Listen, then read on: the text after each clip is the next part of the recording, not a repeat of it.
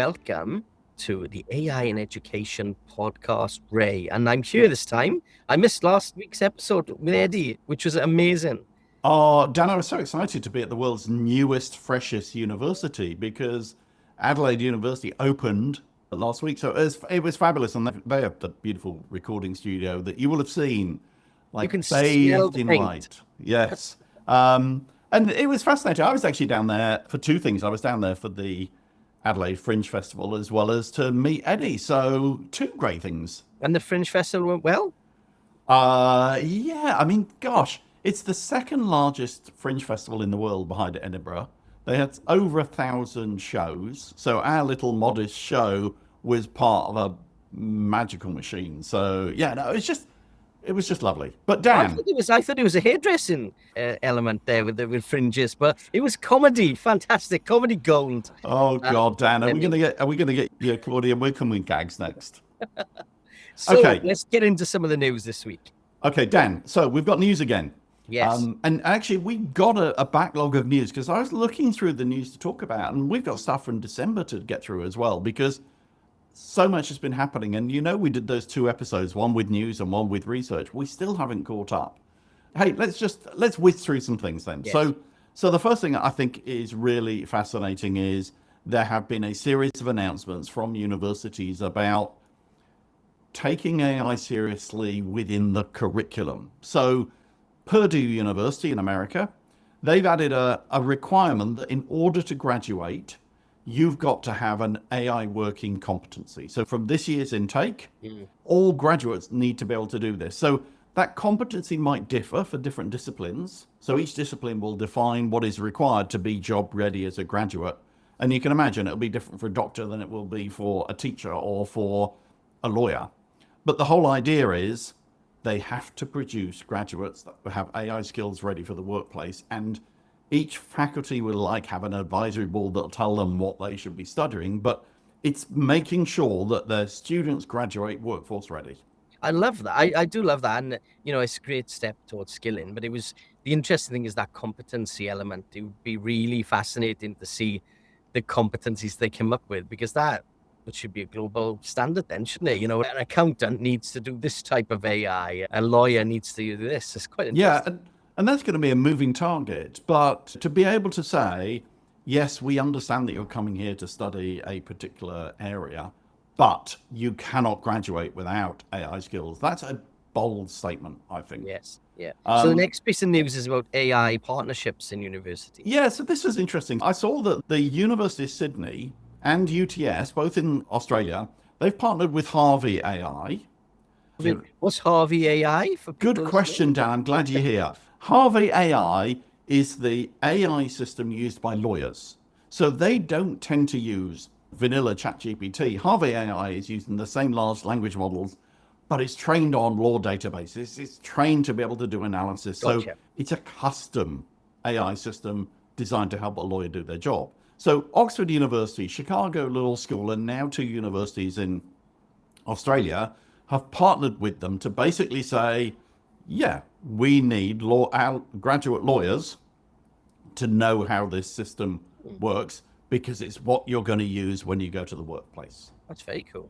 And in a way, this is no different from the fact that for the last 10 years, if you've been going through graphic design, you've tended to use Adobe and you've graduated knowing how to use Adobe because that's what employers want.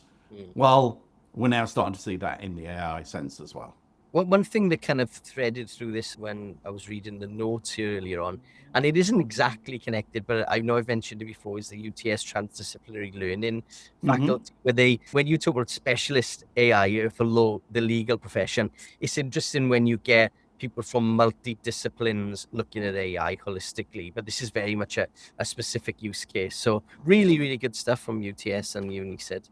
Do you know, it's really interesting. I think we probably had this in the past where Microsoft launched a product too early, like Windows Phone, maybe launched too early, a few other things like that. I wonder if the transdisciplinary learning course or degree from UTS was too early because 5-6 years ago, employers didn't understand the value of it. Students didn't necessarily get it. My daughter started it and then dropped out and just did a single degree. But I think now the things that they're doing in that transdisciplinary learning course are exactly the kind of things that employers will be looking for. So maybe it was just too early then, and it's going to come of age. Yeah, absolutely. Okay, so while we're on the subject of universities doing things with AI, University of Manchester, Dan, in January, University of Manchester in England and Microsoft announced that they were the first university in the world to give Microsoft 365 Copilot and training to all their staff and students. So Wow. 65,000 of them. Cheapers. I was surprised to read that that was first in the world. That's huge, though. In Australia, you've shared on the podcast how big the universities are over here, and you have 65,000 students there. It's a big number. But I'm now trained from you of all the Australian numbers in my mind. But this is student numbers, which is the thing that's really interesting there. And this when I saw this was also especially important because Manchester University is where Alan Turing studied. Excellent, yeah. And so Alan Turing, the code, we either know him as the code breaker or one of the godfathers of AI, I guess, because he created the paper that created the Turing test. And the Turing test, do you remember the Turing test, Dan? You're old enough to remember the origins of it, which was basically, can a computer have a conversation with a person and convince you that they are real? And I remember when the Apple ELIZA came out, there was a whole lot of fuss around whether it was able to do it. Yeah. So the expert systems and things, and Alan Turing is also on the £50 note. I didn't know that. No, I don't have £50 notes when I go back to the UK because of the exchange rate so bad. But if you're lucky enough to get a £50 note, he's on the £50 note, which is amazing. Okay, so then just by contrast, I also saw a headline a few weeks ago about, and it was written by the Deputy Vice Chancellor at Western Australia, University of Western Australia, and the headline was, "What we are doing about AI at UWA." So I went to have a read of it because, there's going to be an interesting story there about how they integrate it into the curriculum and everything. But actually, it was more about what we are doing about academic integrity. So the whole story wasn't about the opportunity thing. It was about how are we making sure that students aren't cheating on their assessment and exams. I'll give you this quote from the article and let's talk about it. The University of Western Australia has taken several actions to address the issue of AI. The most significant being the decision not to use an AI detection tool. So look, describing AI through the lens of an issue of AI, as opposed to an opportunity, and then saying your most significant decision is not to use AI detection tools. I guess everyone is moving at a different speed, and I don't want to be critical. And half the top universities in Australia are still using AI detection tools. So it is significant to say that. But, I kind of expected more about the positive opportunity as we're seeing in universities around the world and some others in Australia. Yeah, no, absolutely. Yeah, so it's a bit disappointing in that kind of sentiment, but let's see how it goes. And then just before Christmas, there was another one of those schools using AI detector stories. And this was a couple of schools where students, basically the school used an AI detector, and if it said there was AI in their content, they just gave them a 0. It wasn't a discussion about did you use AI, it was, were your marks 0? And how long are we going to be doing this conversation? I know. I was speaking to some students today at the Big Day In event in UTS. It was like school students, and I asked them who were using AI. All of them who's using it for their academic work. All of them pretty much put their hands up. It's the horse is already bolted in that area, and it makes you think as well as that. Which episode do we talk about the academic integrity boards? I think it was the heads you win, tails you lose. Yes, the episode at the end of January. Yeah, that's right. That was brilliant. And you talked about the academic integrity boards, and this article reminded me a lot about that again. And it just kills me every time we see people having to fight false allegations. It's just, oh my gosh, it's awful, isn't it? Yeah, I mean, what it leads me to is a question I have, which is, well, when did education become confrontational? When did it become about catching you out and confronting you rather than it being a process of learning? Yeah. But I do understand it because I suspect if I was a teacher and I was just seeing AI slop from my students, Yeah. it would be really frustrating, wouldn't it? They asked this question. They asked me today actually. What do I think? One of the questions the kids asked me was, "What do I think of AI slop?" I'd never been asked that before, and I suppose I was answering on the fly, and my kind Mm. of answer was that from a music and art point of view, you know, you look at Tracy Emin's art or whatever, you go, "Oh, that's art slop," you know, and I articulated in terms of like one man's or one woman's slop is another person's high quality artwork. But I think that my view on that to that student at the time was that there's a creativity around AI, and this thing's been created that we had never heard before in terms of AI music, in terms of AI imagery, in terms of discourse in that area. But then also you've got dangerous AI slop, which is, Mm. you know, percolating now in the Middle East and things like that, where people are doing deep fakes and things. But I'm glad you mentioned AI slop today. What do you think Well, about AI slop? yeah, it's interesting because I often tend to think of it as low quality work. You know, it's the same as I could produce low quality work without AI. I can now produce it with AI faster. I Mm, guess the issue is when it starts to get used in things like social media and stuff like that. I was reading a book about AI agents, and I realized halfway through reading the book that it had been written by AI. And I suddenly got to the point of, well, this is a really long book. If I know that this book has been written by I know that I could get AI to summarize it for me so I don't have to read every page of everything. And it's so interesting you said that because I'm reading this book at the minute, and not reading, I'm kind of like going through it for study things. I'm looking at the M dashes in here now, and this Yeah, book's been out for years. And I'm looking at yeah. the M dash and I'm going, "Oh, this has been written by AI, and it's published in 1980 something." Yeah, Well, it's so interesting. and it's interesting because if you think about, for example, let's talk about the podcast. We produce a podcast where we talk about what we think is important. And when we've finished talking about what we think is important, we hit stop. We're not producing a TV program or a radio program that must be exactly an hour long. So, how do we fill Mm. it? And books are a little bit the same. Is the price of the book can often be set by how thick it is. So, the thicker I can make it, the more words I can put in, the more Yeah. value it seems to have. But perhaps that isn't the best way of delivering. That's very true though, because I wrote a book like years ago. I haven't published it or anything, but it was a personal book. And when I was working with like an editor to look through it and check it for me and things, and help me work out how I could publish it and things, that's what he was saying to me. He was like, he was literally showing me different books, and because I was impressed with my word count, and he said, "You've sort of got a pamphlet rather than a book, Dan.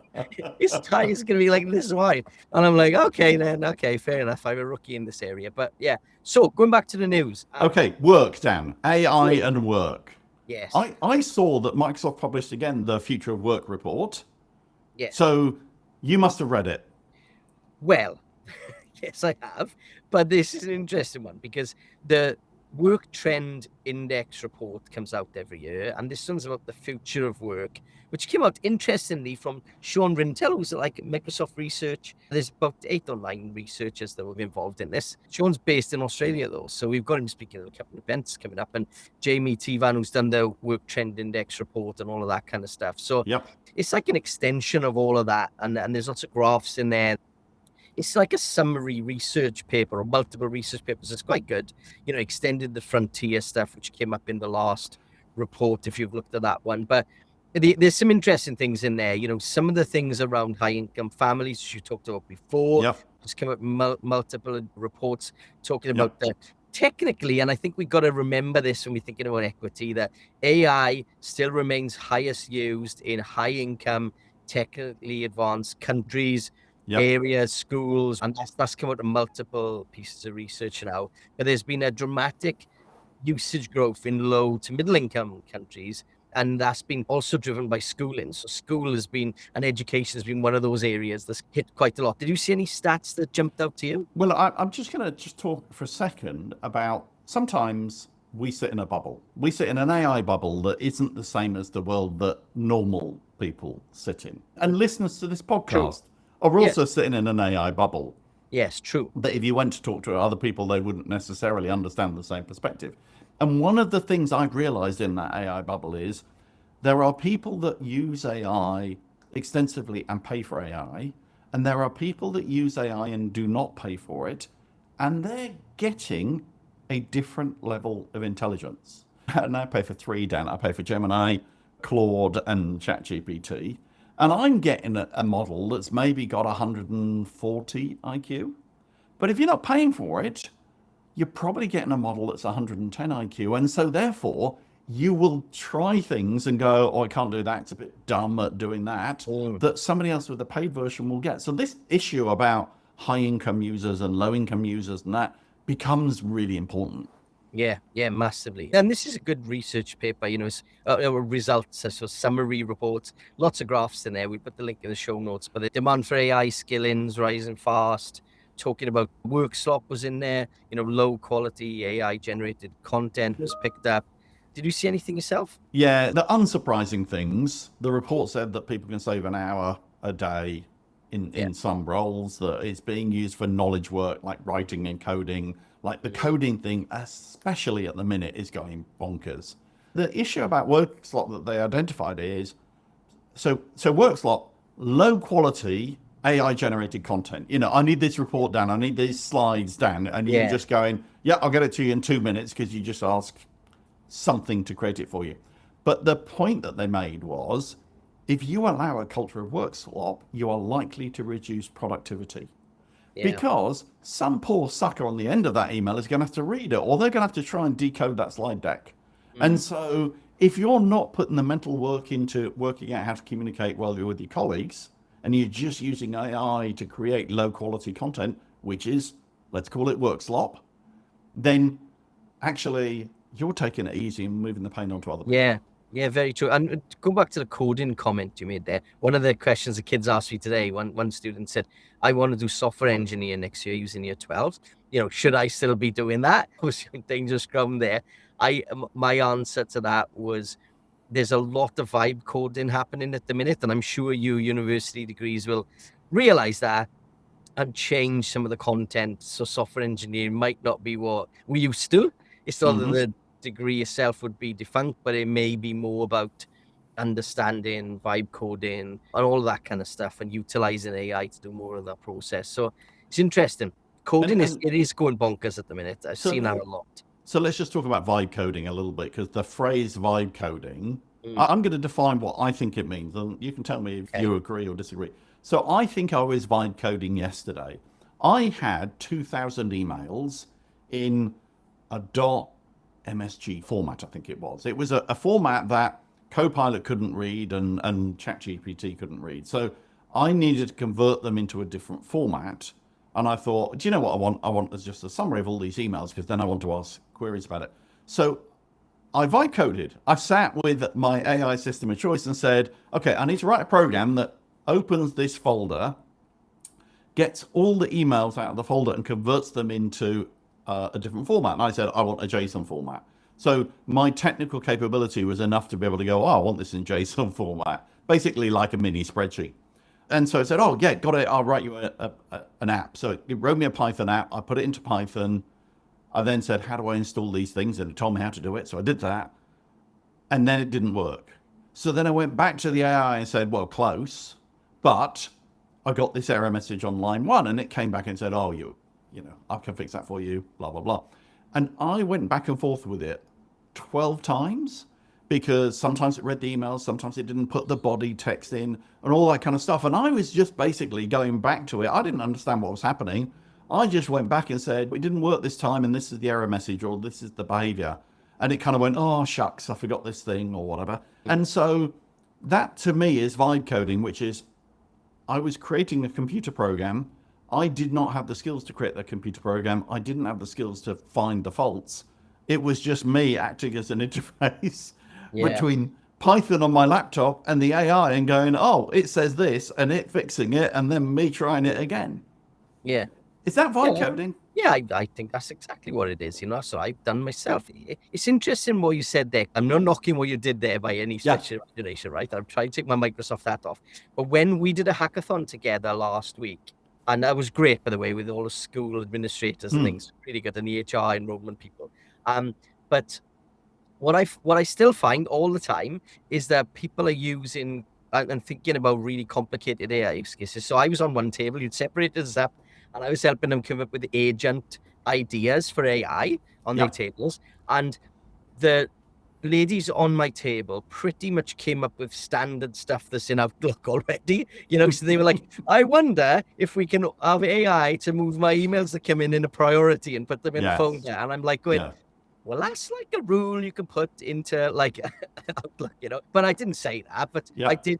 It comes up quite a lot, Yes. and I was just thinking as you were talking there, like, and I'm sure there's a reason why you didn't, because you know what you're doing, but if you're analyzing sentiments or emails and things Yeah. like that, you can do that in the Copilot ecosystem. Yes. Or if you're in Gemini, you can do it in Gemini if you've got your emails in Google. So it's Yes. probably a reason why you have to go into vibe coding with it. But it's an interesting one, isn't it? And vibe coding, I am finding, though, when you're saying about that AI bubble, that there are people now that started off teacher friendly and are now like talking about things like vibe coding, and 99% of teachers don't care about Claude. They don't care about which GPT model. They don't care about vibe coding. They don't care about any complicated flows. So Ethan Mollick is a good example. He started off talking about generic AI, and now I can barely read any of his AI posts anymore on LinkedIn. I look at it and I kind of just dismiss it as a complicated piece of research that I don't think teachers give two hoots about, to be honest with you. But anyway, sorry, get off my small horse. It's really fascinating you say that, because do you remember, Dan, in the middle of last week, you pinged me and said, oh, we should do an episode about Maltbook, was it? Yeah. Yeah, and Claude Code something. Yeah. And so, yes, I mean, there will be people listening to this podcast that go, yeah, guys, we want to hear what you think about that. And we want to learn about that, because that's just in my next zone of development. But other people, it's like we're kind of stretching the elastic band really over a long way now in terms of the different skills and abilities. I'm somewhere in the middle. You're probably more techie now. I'm probably in the middle, because there are things in that vibe coding world that I'm just not over. I can't keep up with the pace of technology. I think you're very technical, though, and it's an interesting debate to have, because I think doing that vibe coding, you know what you're doing. You've done this for quite some time, but you are cognizant of the people you're working with and their podcasters, and obviously the folks that are really doing stuff, the teachers and your lecturers and your academics. It's very important to remember that most people don't know vibe coding. That is the cue for us to get back on script then, Dan. Yes. That's a great little discussion, but we've still got more news to talk about. And this next story, so EDUCAUSE in North America, they're the kind of like Higher Education Association for Technology in North America. Like Code It type thing? Yeah. Or UCISA or JISC in the UK. Right. They did this report called The Impact of AI on Work in Higher Education. So they got 2,000 people into a survey just from higher education in the US, and they were looking to understand people's use of AI. Now, I'm going to say that the people that answered the survey were mostly the keen people. Like, just 17% of respondents were cautious about AI, which I don't think represents the base. So let's face it, if you're invited to fill out an AI survey, if you hate AI, you're not going to fill out the survey. Or if you so bear that in mind. But 73% of the respondents said that they used AI daily or weekly, and only 11% were required to use AI for work. So a huge number of people are using AI at work, but they're not required to. Now, a question for you. 1 in 10 people are required to use AI at work. Does that number surprise you or not? 1 in 10 people are required to use it. Not really, no, but that's because we're getting pushed quite a lot to use it. Yeah, we're starting to see either use cases where you have to use AI for it, and maybe it's the student service desk, do an AI query before you start answering so that you can get some context. Or like your world at Microsoft, where somebody said, we're going to measure how much AI you use because that's going to give us a measure of efficiency. So I mean, it's a good reference point at this point. Yeah, so, what they're doing just internally in Microsoft thing, I'm sure doing in lots of places as well, but they not forcing, but they asking people, okay, in your role, how can you use AI? Because it's much more authentic. If you get a salesperson or whatever, or a marketing person who's doing stuff around AI, if they're using it themselves, they're more authentic and they can talk about examples. Yes.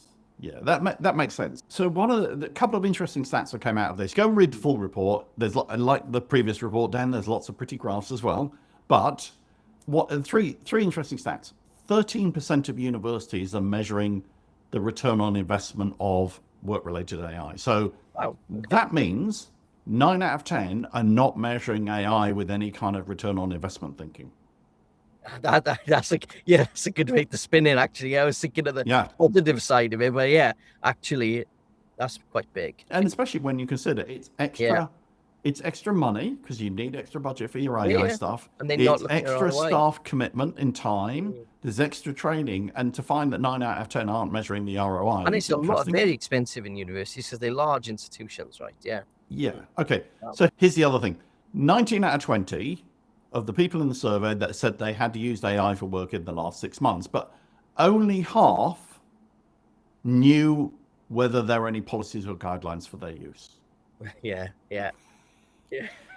I mean, again, I'm sure if you went to real, isn't it? people running institutions like the CIOs and the leadership teams and said, do you have AI policies? They go, oh, absolutely. Up the wazoo, we've got lots of AI policies. But the fact is, users are not aware of them. And so, there's a gap to be closed. They asked people what the challenges were with AI. And the top three were keeping up with the pace of change, not having enough expertise, and not having enough knowledge of best practice. And I think that's reflective of all of that first one of keeping up with change, because as soon as you think you know something, it's out of date and changing again. Yeah, I had a teacher ask me today, similar thing, because I did that presentation. He came, chased me down at the end of the presentation, and he was like, can you show me how to do like agents? What are they? And he was using ChatGPT, and he wanted to do the use cases. But again, people are limited as well. It just resonates. He was in New South Wales Department School. He couldn't use Copilot. He couldn't use Gemini. He was using New South Wales EduChat. Makes sense, doesn't it? There's a lot of those struggles that people are seeing on the floor every day. Okay, and this last stat is going to send your spidey senses off, Dan, because this is your favorite hot topic. More than half of the respondents said that they've used AI tools that are not provided by their work for work-related tasks. So that's the personal ChatGPT subscriptions. That's the running it on my phone or whatever. More than half of people are doing that. That's right. Yeah, absolutely. We know that, don't we? Yeah, it's a tricky one. I know that sets you off in a school context. It does. It's for every context though, because it is like it's difficult, isn't it? It's these tools out there that people can access very, very quickly that just aren't monitored, and it just worries me from a security and safety. And I am really keen on closing the gap between what a policy says you can do and what users understand, and how do you make that comprehensible to people so that they're clear what they should and shouldn't be doing. I'm doing some work on that at the moment, again, in some other context, so maybe we'll share a bit on that in the future. Yeah, definitely. That's a similar thing where I'm doing my PhD, right? Thinking about the policy, the generative AI policy in Australia, the Australia General Framework for AI isn't disseminated into the classroom teacher.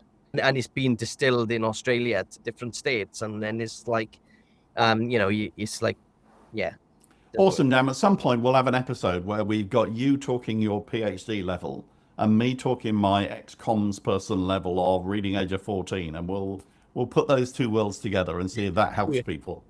Okay, I'll put the link in the show notes. There was some research from the Searchlight Institute, basically on behalf of the technology industry to say, does AI need to be regulated? And so there's some information in there about how much they trust AI. So they did some general technologies and said, how much do you feel that they're positive or negative for society? So cell phones, the internet, and solar energy, people were overwhelmingly positive about it. Yeah. They were like in the plus 60%. Drones and nuclear, still positive, in like plus 20s. AI is only plus 8.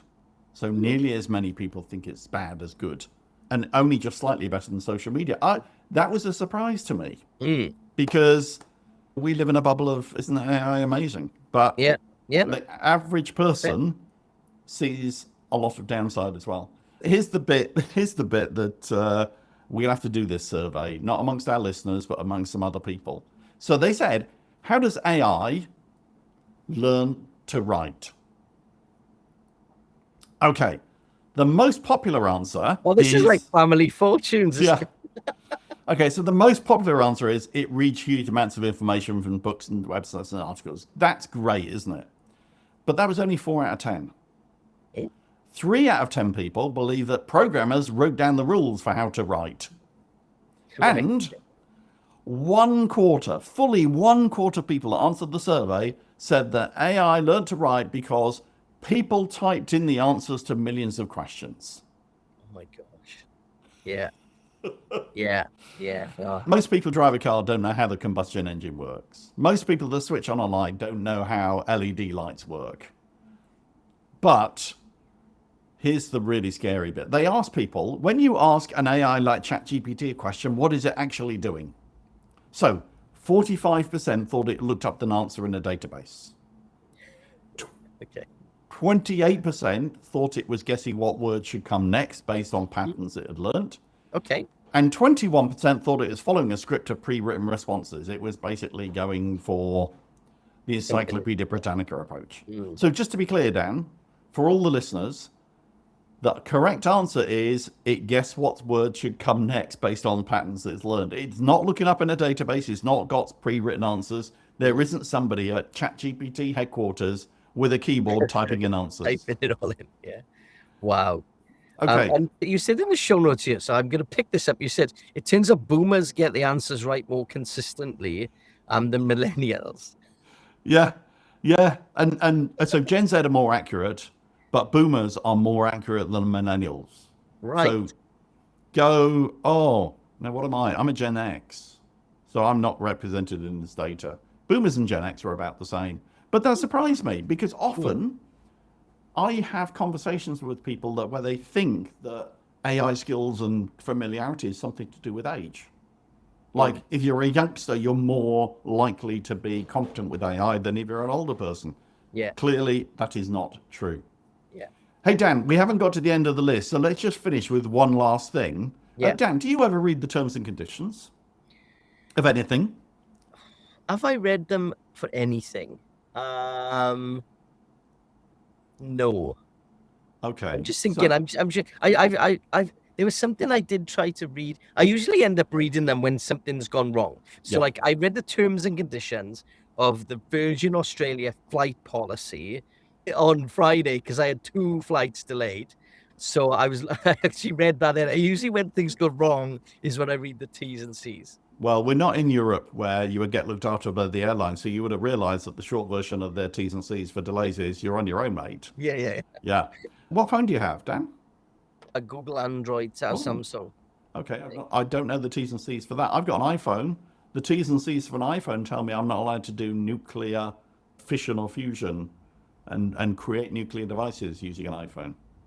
But, okay, the reason for this question, Dan, is Gemini. So Google's Gemini. If you are building apps using the Gemini API and you're in a school, go read the terms and conditions.